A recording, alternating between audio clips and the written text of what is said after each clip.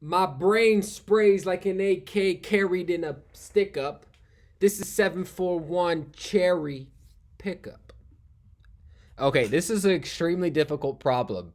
Um, if you read some of the discussion posts and comments associated with this problem, people argue there should be a different tier that this problem exclusively exists on, right? Because right now we have an easy tier, a medium tier, a hard tier. People are arguing, right? Expert competitive programmers, that this problem should be on the godlike expert tier. So this is an extremely hard problem to approach. It requires a strong understanding of data structures and algorithms, in particular dynamic programming, but also kind of a recognition of um, a counterexample to lead you away from something that seems intuitive, a comprehension of two systems that are identical, and realizing kind of mathematical equations which correspond to two things we're going to determine and the way that they relate to lead us to an efficient solution. So that is a lot of things that I just said, but those are all things we're going to have to consider when we solve this problem, which is why it's so difficult. So I'd like to formally thank, extend some gratitude to my subscriber Tanner, who recommended this problem, because otherwise I probably wouldn't have spent hours that I spent solving it if it wasn't for his recommendation. So with all that said, I don't mean to scare you away, but let's go ahead and get right into this problem, and hopefully I can at least articulate 90% of what's required in order to solve this efficiently. Also, side note, it turns out that some companies have been using this problem in interviews. So if you get this problem in an interview and you haven't encountered it before and you're able to solve it, you deserve the job, certainly. But if you're not able to solve an interview, don't blame yourself, right? Okay. So you're given an n by n grid representing a field of cherries. Each cell is one of these three possible integers. 0 means the cell is empty, so you can pass through it. All right. 1 means there's a cell that contains a cherry that you can pick up and pass through. Or -1 means the cell contains a thorn that blocks your way. Okay, so there's this grid, right? There's these integers 0, 1, and 2, which represent, or 0, 1, and -1, which represent what exists on the grid. If there's 0, there's nothing. If there's a 1, there's a cherry that you can grab. And if it's -1, there's a thorn, which means you can't walk through that cell. So that cell's blocked off. It's a wall, or however you want to think about it. Return the maximum number of cherries you can collect by following the rules below. Okay, so here's where the problem gets complicated. Starting from position 0, 0 and reaching n-1, n-1. So you start at the top left, you want to get to the bottom right, moving right or down through the past cells with values 0, 1. Okay, so you can only move right or to the left, right or down. I had something in my hand. So you can only move right or down. So for any grid cell system, right? So we're going to have this grid cell system, an n by n system. Is that n by n? 1, whatever. That looks square enough. The only directions you can move, starting from this position here and ending at this position here at the bottom left, you can only move right or down, right? So those are your only options in terms of what you're capable of doing in terms of traversing the system. All right. After reaching n-1, n-1, you want to return to 0, 0 by moving left or up. So after you complete some path through the system, I'm just randomly choosing the path that you would take, not actually knowing, what would be the optimal path in some system. After you start from the top left and you end up at the bottom right, you're going to want to return moving left or up through valid path cells. So now you want to get back to the beginning using either left or up. So maybe the optimal path is this, for example. Again, I don't really know. I'm just randomly putting stuff, but using the constraints of the problem.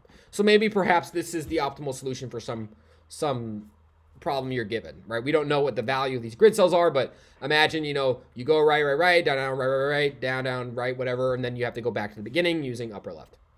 Okay. When passing through a pass cell containing a cherry, you pick it up and the cell becomes an empty cell 0. Okay, interesting. So if there was a cherry on this cell, for example, I took it when I passed it the first time. So when I come back, there's no longer a cherry on that cell. So that's interesting, right? So the second I pick it up, I use it. I can't use it again, right? If there is no valid path between 0, 0 and n-1, then no cherries can be collected. So essentially, if you have these -1 cells, which are thorns, right? If there was thorns all around, for example, let's just say there was thorns here, here, and here, right? If there was thorns there, then you would never be able to get to this cell here, right? There's no path to that cell. So that would be a situation where you would return 0 because there's no cherries that you can return. Okay, so you want to return the maximum number of cherries that you can collect following these rules. So for example, in this problem, right? So let's draw it out. Now, I'm going to just use the numbers. So -1, -1 means that there's a block, right? And then a cherry means that there's 1. So for cherry, I'll just use green, I guess. I should have used different colors. Let's keep the colors consistent, even though I would use red to say no, but whatever. So these thorns are the -1s, and then our 1s are these cherries, right? And then our 0s are our neutral, just empty cells, right? Okay. So it turns out that the optimal path here, right, is you're going to go down, then right, and then left, up, and left. And that way you can collect all the cherries, right? So the players start at 0, 0. They collect 1, they collect 2, they collect 3, they collect 4. Now these are gone, right? So they don't collect them again, right? 1, 2, 3, 4, 4, 4, 5, back to the beginning. And they didn't touch the block, right? So that's a valid path. Now, if this constraint was that we didn't pick up the cherry, we just acknowledged that we passed through a cherry, well, this problem would be simple, right? Because we would just find the optimal path going through, and then it would be the same path going back, right? Whatever the optimal path is going through, it'd be the same path going back. If that doesn't make sense, it's irrelevant because it's not even the nature of the problem. But I guess, what's the first observation given this predicament, right? Because this is a weird problem. Well, the first observation is, I guess our observation table will make a bunch of observations here that we're going to need to solve this problem, okay? And the first one is a simplified version of this problem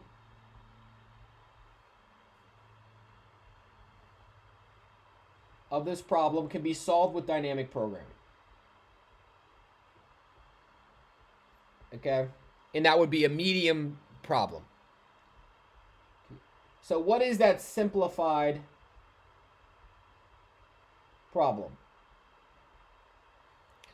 Well, if we just had this graph and we were just trying to find the optimal path to collect the most cherries starting from 0, 0 and ending at n-1, n-1, that is a standard run-of-the-mill medium dynamic programming problem, right? So if we wanted to do that, the idea would be is, well, at any cell, right? If we just talked about starting at position 0, 0 and reaching n-1, if we just considered this problem here, where if this was the only rule and we wanted to return the maximum number of cherries, right? If that was the only rule, the dynamic programming solution would be pretty straightforward, right? Because at any cell, ij, so let's call this cell ij, there's only 2 ways that you could get to ij because you can only move right and down. So either I moved down to ij,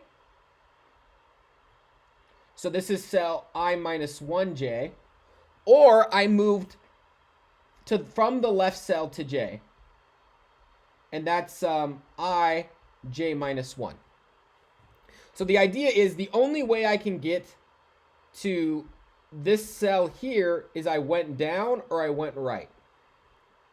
So at any cell, that's the case. So the optimal path to get to any cell is either the optimal path of this cell or the optimal path of this cell and whatever the value is here, right? So that would mean that D, yeah, it's fine. D at ij is the maximum of what?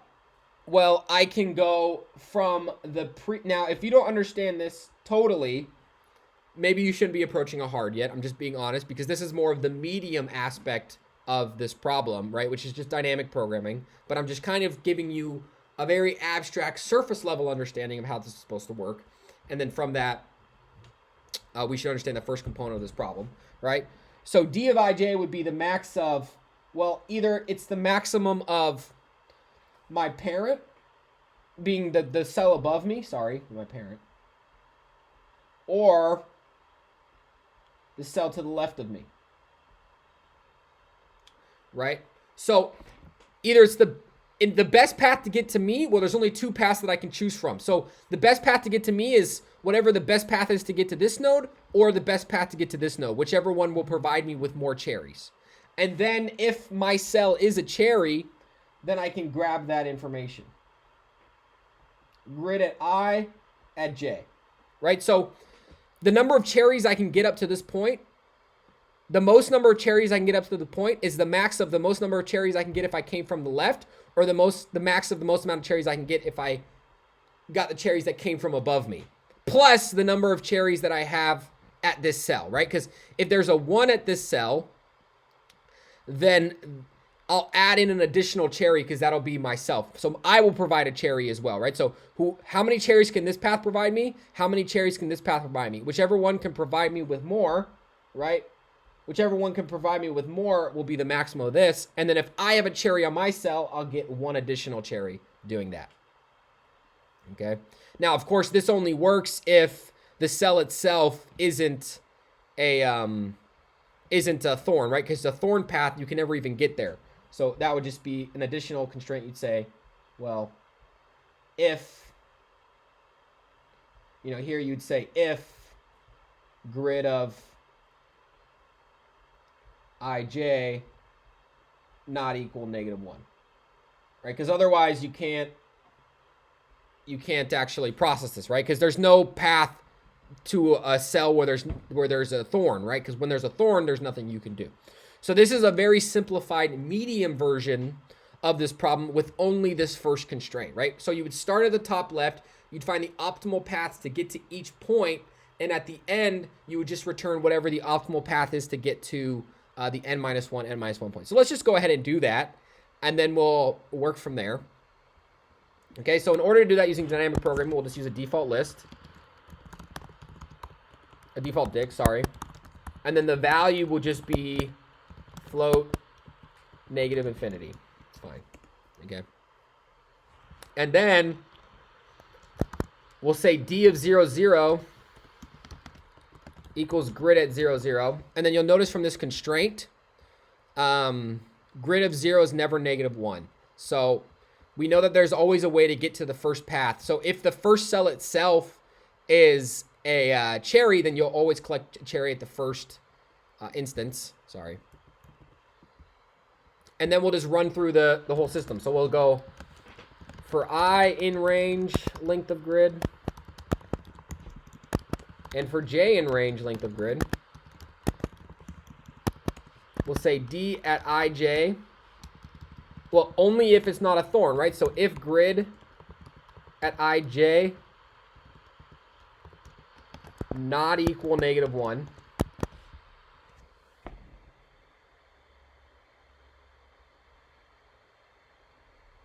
the problem is D00, 0, we don't want to populate that twice.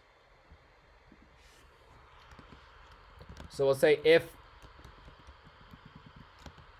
I plus j not equal 0, and because we don't want to do it for this cell already, because this cell's already been pre-populated, and grid ij not equal 1, we'll say d of ij equals the maximum, and it's just this formula here. The maximum of d of I minus 1j, ij minus 1. So basically, the most amount of cherries I can get at this point, which is d, is the maximum of the most amount of cherries I can get using the path that, if I traveled from the cell above me, right? If I traveled from this cell above me, so maybe just to make this even more clear, right? I minus 1j is here, or this cell to the left of me, here, plus if I actually have a cherry at the cell that I'm at.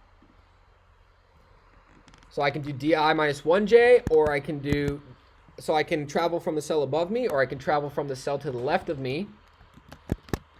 So those are my two options. So whichever one can provide me more, that would be the path that I take. And then I can add in the fact that if I have a cherry or not. And I just do that for each cell. And then at the end, I would return d of length of grid minus 1, length of grid minus 1, because this is that would correspond to this last n minus 1, n minus 1 position, right? Because this would be the n minus 1, n minus 1 position, because n is the length of grid, minus 1, whatever. And then for just sake of that, we'll print d. So this, of course, isn't, oh, shoot. So, of course, this isn't right, because this should be lambda. This isn't the whole, this doesn't, what? This doesn't address all the bullet points, just this first one, right? So this would be a medium problem, and this would be the solution to that medium problem. But we'll use this to kind of build up our intuition about the remainder of this problem, right? But the path is 4. Why? Well, because starting from 0 and getting to the bottom right, the most you could get is 4, if you're not considering your way up, right? Because it'd say, okay, from 0, 0, 0, negative 1, nothing. Okay, 0, 1, right? The best you could get is 1, because you start here and go here. 1, negative 1, nothing. 1, 0 is 1, right? Because you go from here down. 2, negative 1, nothing. 2, 0. So 2, 0 would be 2, right? Because you could get here and here. 3 is 1, 2. Oh, sorry. 1, 2, negative, and then 2, 2, 4. Right? 2, 2, 4 here. Where's 1, 2? 1, 2 is negative infinity. That shouldn't be 0. Oh, no, because that's this. What about 1, 1? 1, 1 is 1. The best you could get at 1, 1 is 1, because either you take this path or you take this path. So you can see how this works. This is a medium version of this problem, so maybe I shouldn't spend any more time covering it, but at least hopefully that gives you a little bit of a comprehension if your dynamic programming skills are a bit rusty. Okay? So that's the first observation that we're going to make. Is this the relationship of using a simplified version of the problem? We can solve it with dynamic programming. Okay? So that's our first observation. Our next observation is, well, is what? Well, in our system, we have to start at one position and then return by moving left or up. So our next observation kind of relates to using these 2 points. And that is, well, a path that goes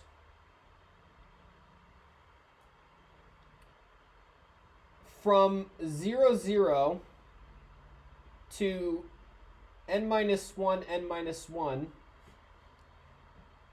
using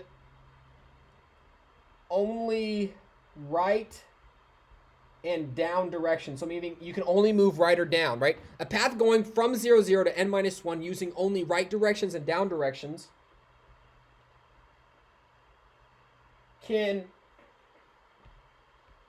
is the identical path it's the identical path in terms of what cells you're using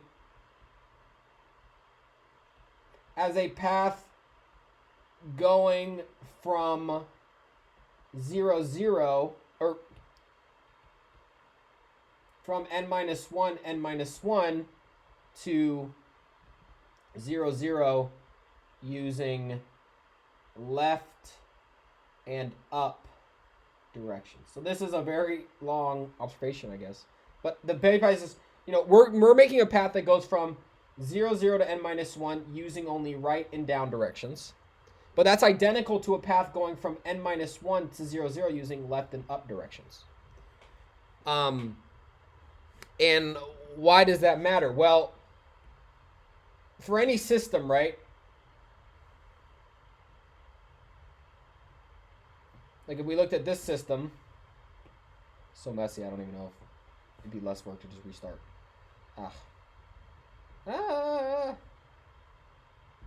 Okay. So when they're looking at this system here,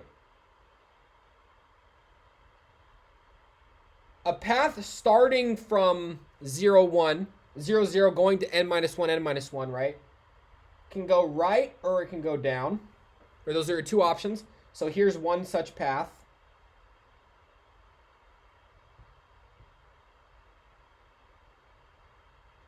Right?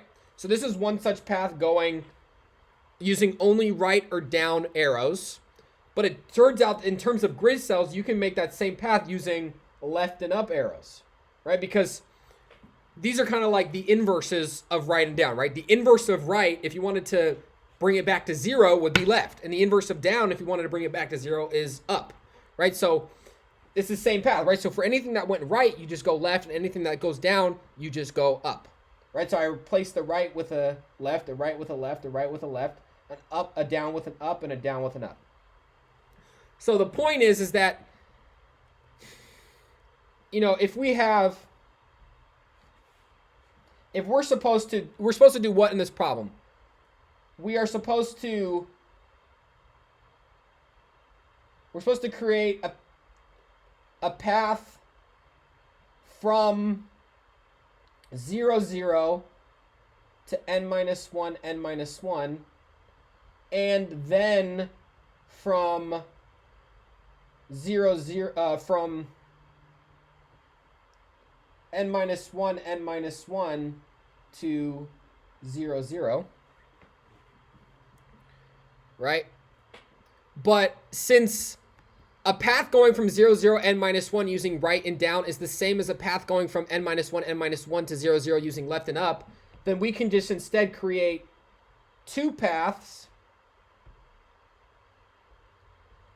Therefore, I guess, instead of doing this, we can create two paths going from 0, 0 to n minus 1,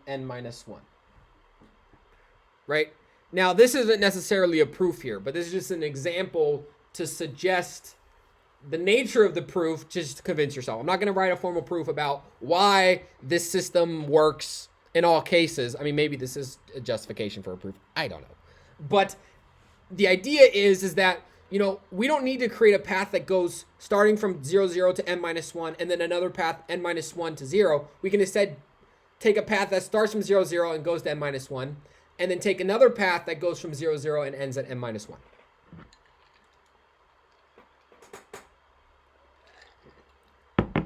Right?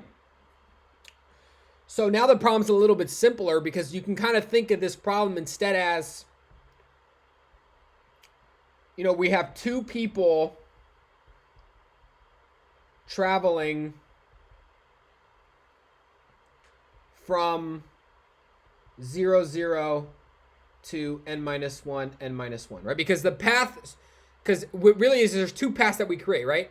Like in this initial problem here, right? There's this blue path that goes from here to here, and then there's the return path that goes from here to here. But you could also just think of that as instead a blue path that goes from here to here, or you remove these nodes as a blue path that goes from here to here, or a blue path that goes from here to here. So you can think of it as two people, right?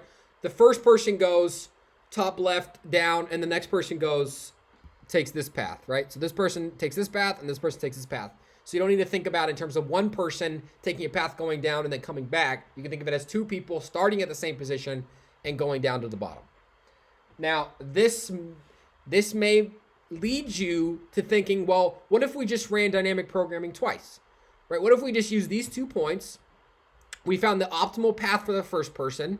Then we took all those cells and set their values to 0 if the person ate that cherry. So someone ate the cherry on the cell. So the first person takes a path, you remove all the cherries that they took, and then the second person takes a path, and whatever the maximum is you can get is the answer. Well, it turns out there's counterexamples to this, and this is not exactly the solution.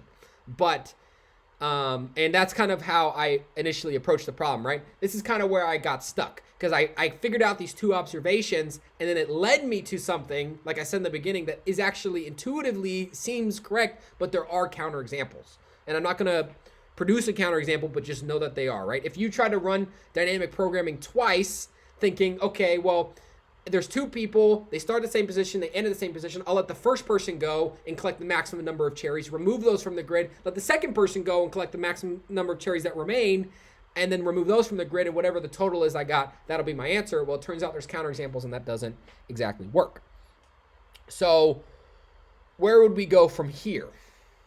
Well, we've established, one, that we're going to be using dynamic programming somehow, right? At least the simplified version uses dynamic programming, so it would make sense that we're going to be using dynamic programming here.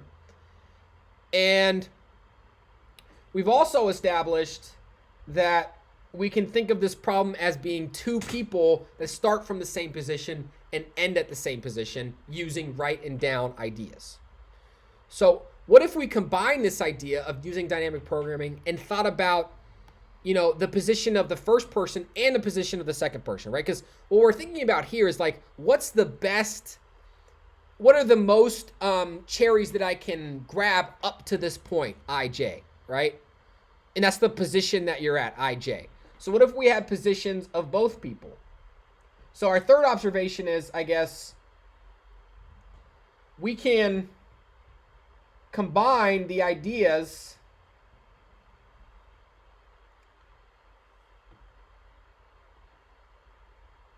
in observation 1 and observation 2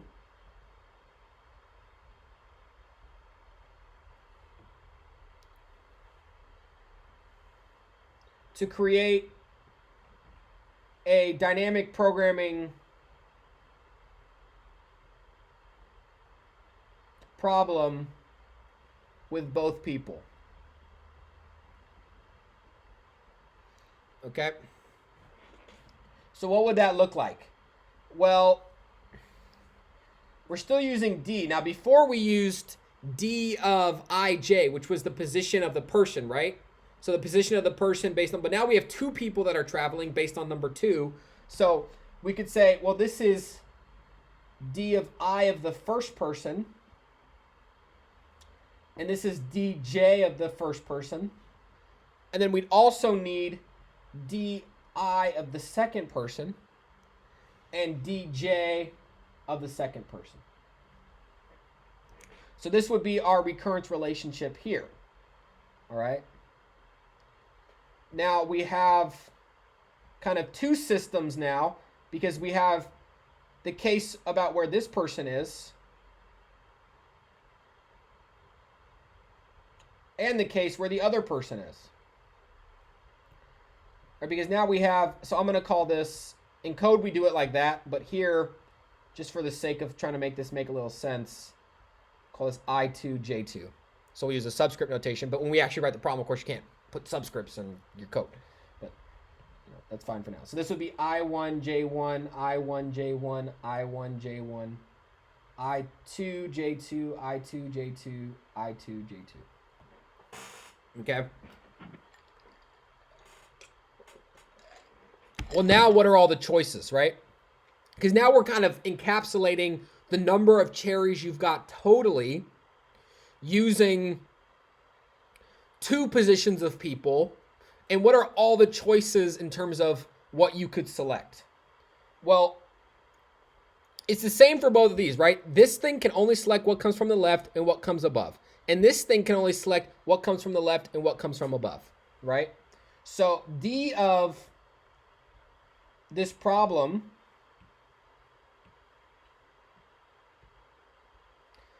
well, now we have options, right? I guess that's the idea, right? Because this person can come from the left or above, or this person come from the left or above. But this person can come from the left, or this person could come from above, or this person could come from above, and they both come from above. They have there's 4 things that can happen now, right? There's 4 situations. You choose left and I choose above. You choose left and I choose left. You choose left and I choose above. You choose above and I choose left. You choose above and I choose above. Right? So now there's 4 things we have to consider in this recurrence relationship.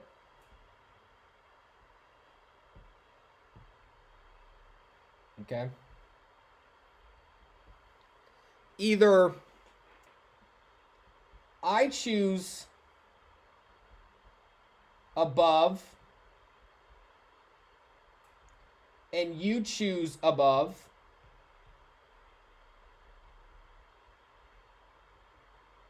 so we need the max of this. Right, because before, when we were talking about states, right? Before the states was either I choose left or I choose above. So those were the 2 things that I need to consider. But now since I have 2 people, I can choose left or above, or you can choose left and above. So now we have to, it's some combination, right, of those 2 options that would result in the maximum number of cherries grabbed. Okay, so I choose above and you choose above, or I choose above and you choose left, or I choose left. This is so hard. And you choose above. Man, this will make your brain what? I don't know. Or I choose left and you choose left.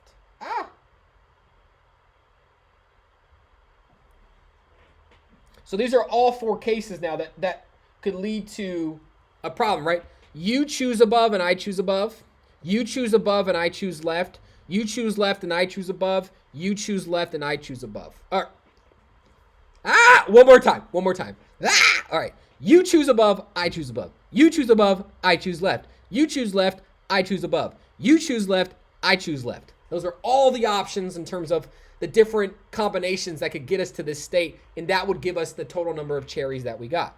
Well, plus, of course, if I have cherries at my cell, then we get an additional cherry at I1, J1.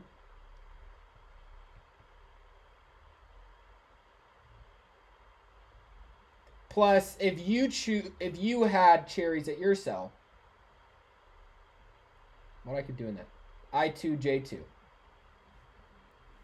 So now this is a more complicated, and of course this only works if, well, what would make this work? Well,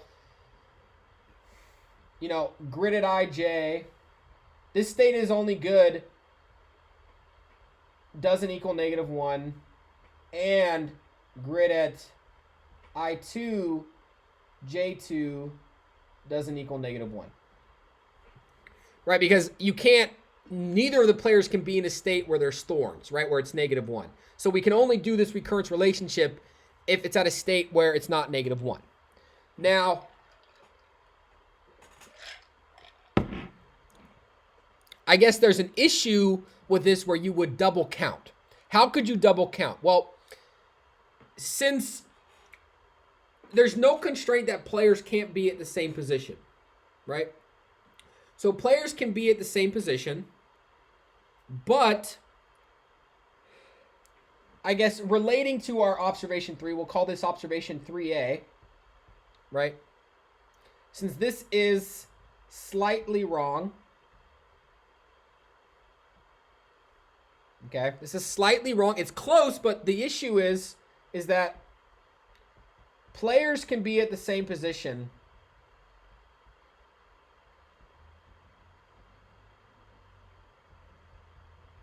so we don't want to overcount the cherries in a position.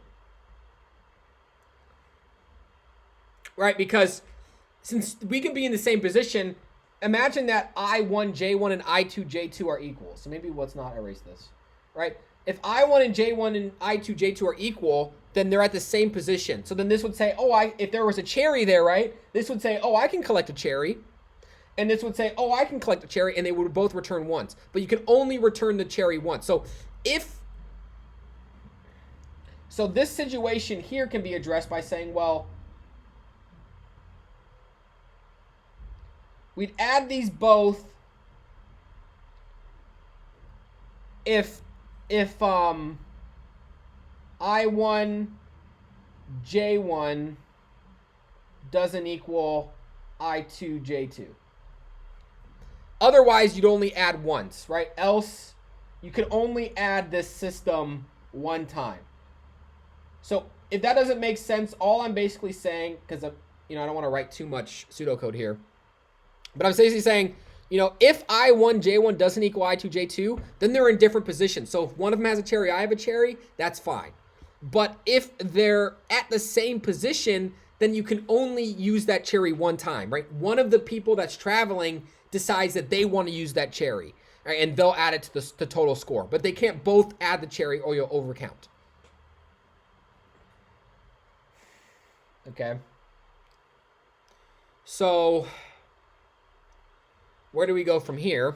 Well, I guess one of your complaints might be, well, how does this work if,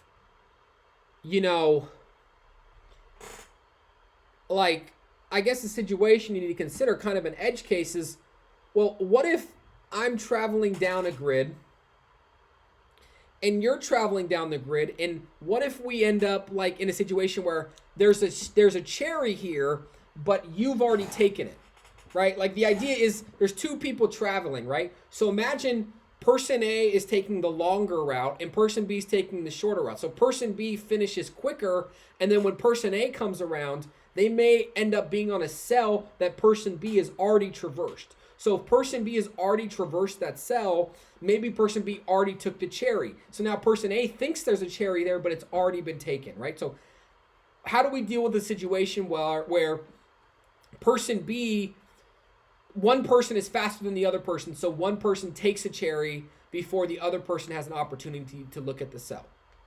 And I guess the argument there is that you can never be faster than the other person because each of you are moving one position at a time, right? So generally, right, since both of you are moving one position at a time, for any cherry, so let's put a cherry, let's put a cherry. Let's put a cherry in this position. So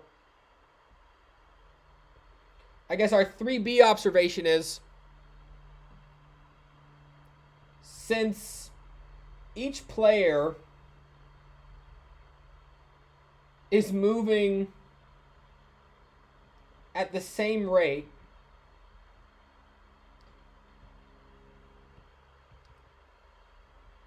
they will never be faster than one another. Okay?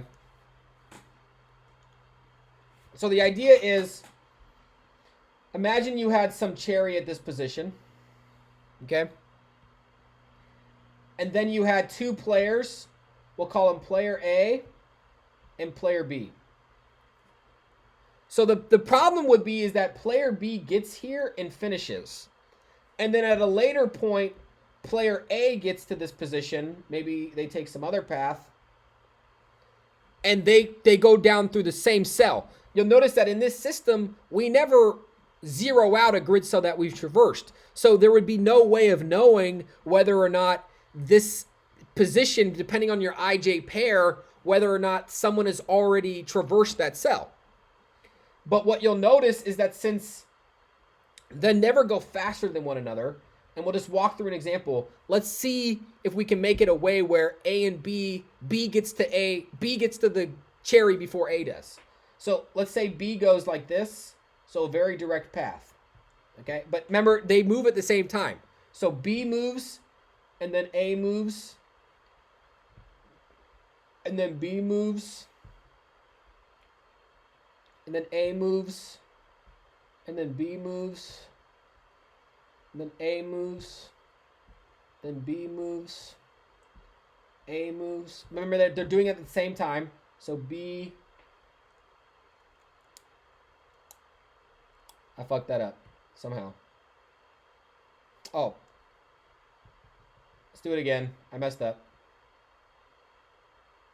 So B A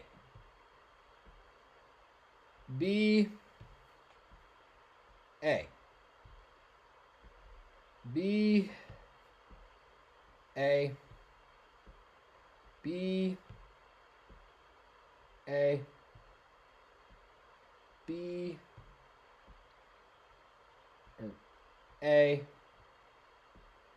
The green will traverse A and blue will traverse A at the same time, no matter what.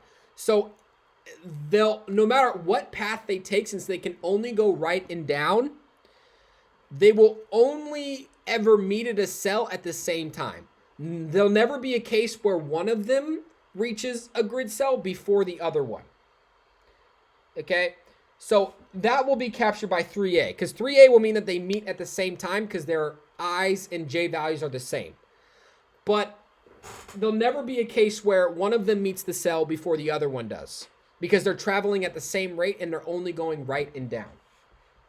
Okay, so I guess a formal way of saying that, well, the position of 1 equals R1 plus C, or I guess I, because you can only go, okay, how am I going to write this? I'm going to take like a 2-second break because I'm starting to stutter a little bit, because it's a much longer description than I'm formerly used to. Okay. At any time slot, okay, so we'll call it time slot T1. Time slot T, because every second they move one slot over, right? Every second, every time slot you move one position. And I'm gonna state that that's the value of the row that you're on plus the column that you're on for I1 and C1. And that also equals the column that C is on plus the column, the row that C is on, and the row that the second one is on, and the column that the second one is on. Why did I call that C? Oh my gosh. Okay. Well, why is that? Well, because at any time slot, I can either move right or I can move down.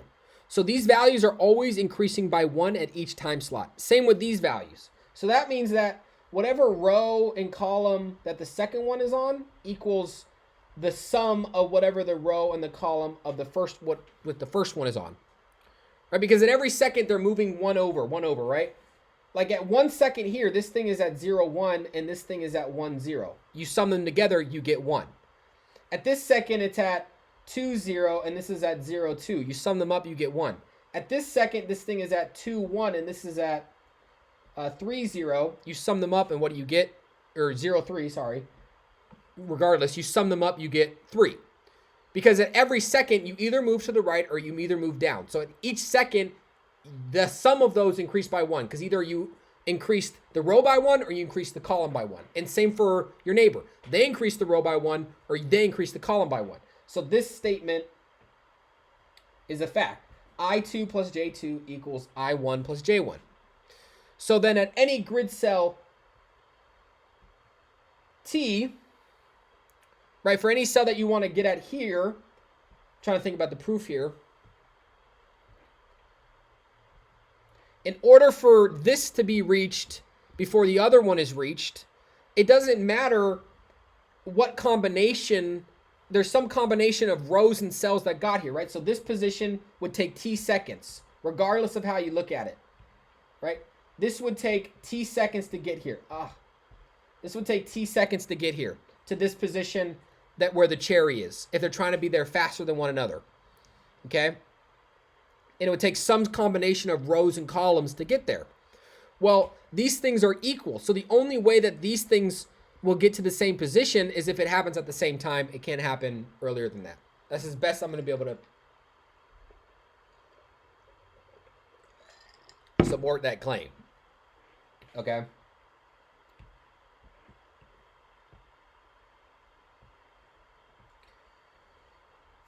So we don't need to worry about that.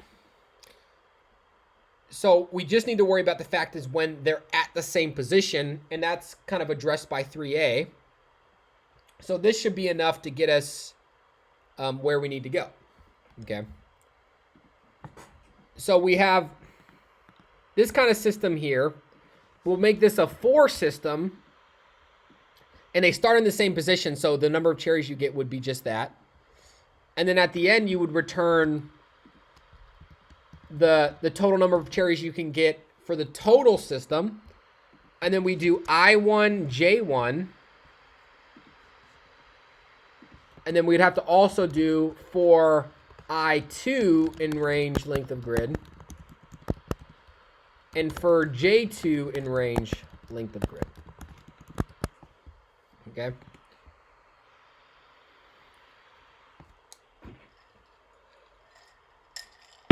Now, the thing is here, right, is that this only works, right, because this will go through all ranges, but not all possible positions of each player is possible, right? Like, you can never have the case, right, in this problem, if you had a system like this, it could never be the case that player B is over here and player A is here. Why? Because they start at the same position and they're moving the same amount each time, right? Because this person is at 0, 1 and this person is at 0, 3. So if you sum them together, this constraint doesn't get met. So this constraint has to be true in order for this system to traverse properly, right? So there's a bunch of states where player A and player B are that aren't valid. So the locations of them have to be valid. So let's go through that process. Okay, so I1 plus J1 plus I0 plus J0 can't equal 0 because that's this first position. And grid at I0, J0 can't equal 0. Can't be a what? Can't be a thorn. And grid at, oh, that is J1, okay, J2. Did I call him? Whatever. J1. I1, J1 can't equal 0, -1. Ugh. Dude, imagine getting this problem in an interview. I'd just be like, sorry, I don't even have enough time to articulate my points. Not equal -1. And the system has to be valid. That would mean that I1 plus J1 has to equal I2 plus J2. Okay? Because that's the only situation where these things are true. Right? And then we'd say, okay, well, D1 for I1, J1, I2, and J2 equals the max of this here, right? We have these 4 situations we can consider. So let's just go through them. So we could do...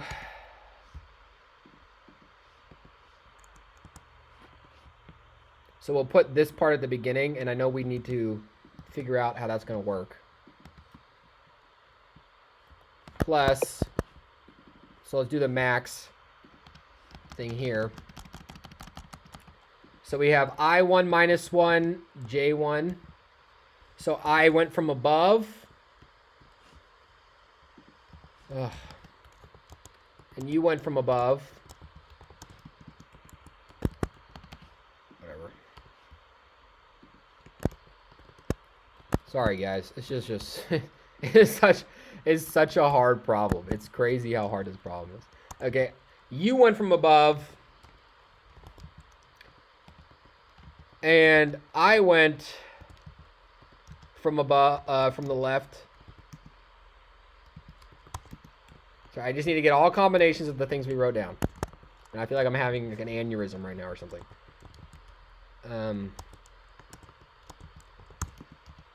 Or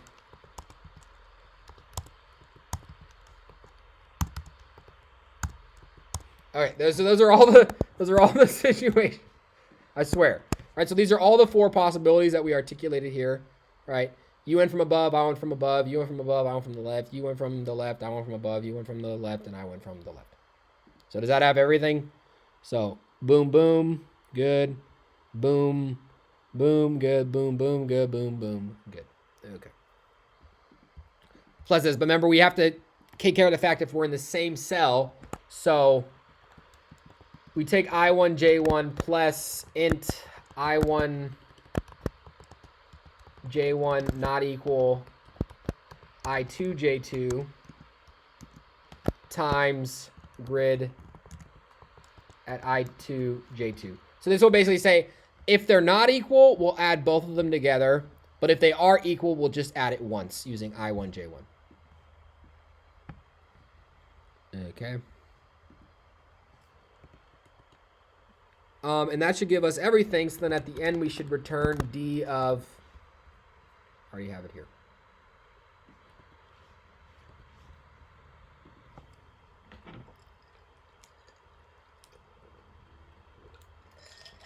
Okay.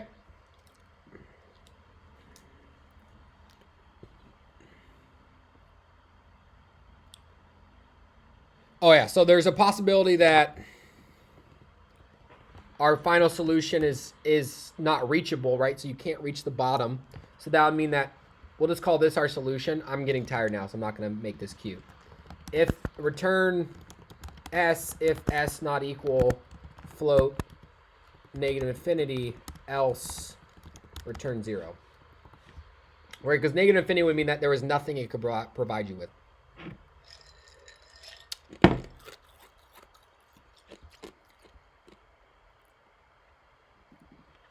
Else 0. I always make that mistake with Python for some reason. Return this if this, else this. Okay. I'm kind of wondering if I set the default digs value to 0. To 0 here.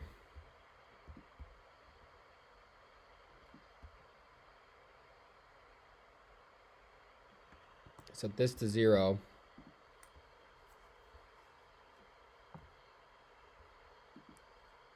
Now we're getting a time limit exceeded. I'm not going to worry about that because we're going to fix that in a second. Just kind of curious. No, because it would still think you could get to the end. Yeah, so it'd have to be that, which is fine. Okay, so this solution is what? Well, this has to go n, and then n, and then n, and then n, which is n to the fourth. N to the fourth. I just like stuttered or something. Okay, but I guess what you could notice here is, well, since, right, there's all these states that we're not going to consider because this constraint isn't met. So since this constraint isn't met, I guess our final observation for 3C is, well, if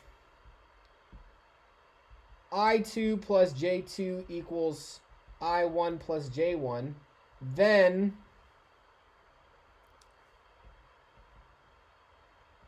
we don't need to loop through all values of J2. We know then that J2 equals I1 plus J1 minus I2. So we don't need to actually loop through this final value of J2. We could just say that J2 equals, because there's this constraint, since there's this constraint, then we know that J2 has to equal I1 plus J1 minus I2.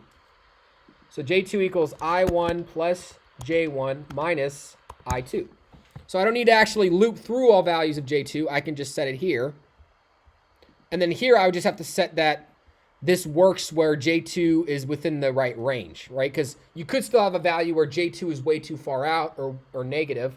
So instead of checking this, I could just say, well, in order for this to work, there's a range of which J2 can be, right? It has to be greater than or equal to 0 and less than the length of the grid. So just like that, now I've just removed a loop because there's a strict constraint about what the value of J2 can be.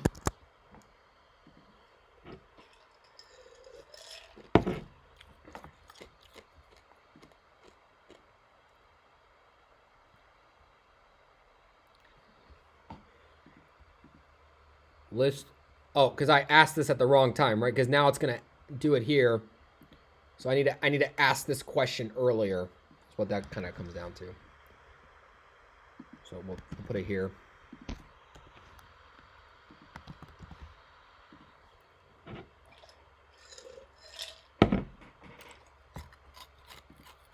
Okay.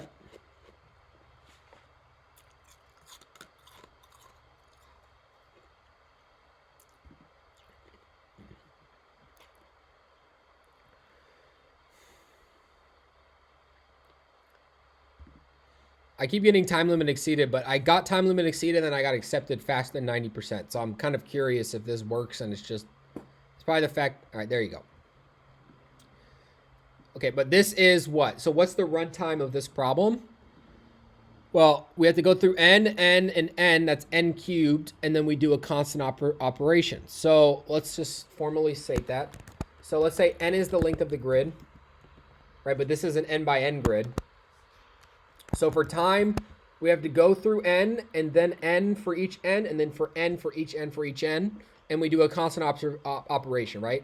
For this, we do a simple check, and then we update our dynamic programming catch with information about, the total combination, which there's just 4 possible things that we could do to get to this place. And so that's constant. So it's n cubed time. And then for space, well, you might feel inclined to believe that this is n to the 4, right? Because we create like this n to the 4 space. Well, we'll notice that we only populate D n cubed times, at most n cubed times, right? So even though there's like this there's 4 dimensions to this default dict, we only update it n cubed times. So that means that there's also at most n cubed space. All right, that's as best as I can go. That's as best I can do at explaining this problem. This is a very difficult problem, and I hope that it makes sense. If you have any questions or comments, please leave them below. And then I might make a separate video just addressing comments if I get more than 2 or 3. And then I'll, address each of the comments and hopefully make things even more clear. But the general idea, I guess, in summary of this problem is we first thought about it in terms of a simplified dynamic programming array. We thought about the fact that, two paths, right? A path going from 0, 0 to n-1 going right and down and then coming back is the same as 2 paths starting from 0, 0 going to n-1. And then we thought about, okay, well, let's create a new dynamic programming array where we have 2 people, since there's 2 paths where they travel to the bottom. And then we figured out that since they travel at the same rate, well, first we figured out that we could overcount if someone took the cherry already and you were at that position. But then we found out that the only way that someone already took the cherry, since they're traveling at the same rate and they can only go right or down, is if you're at the same grid cell. Otherwise, there'll never be a case where one person reaches the cherry before you do, right? The only way someone reaches the cherry before you do is if you've reached it at the same time. So you just count it once, not twice. And then we got to an n to the 4 solution doing that. But then we realized, since there's a constraint, right, because they're moving at the same rate, it has to be the case where the row and column that I'm at, the sum of that has to equal the row and column that you're at, because you can either increase the row at each iteration or increase the column at each iteration. So if we both increase the row and we both increase the columns at the same iterations, regardless of the order of which we did that, the total would be the same. So that would mean that there's a tight constraint about what the value of one of these parameters is, right? It's a combination of the values of the other parameters to bring this down to an n-cubed solution. And it resulted in this code, which is funny because we could probably make this code even shorter, but people would hate me for that. But I'm going to do it and submit it just to be funny. Okay. So, thanks for recommending this problem, Tanner. It was really hard. Hopefully this helps you a little bit. Peace out.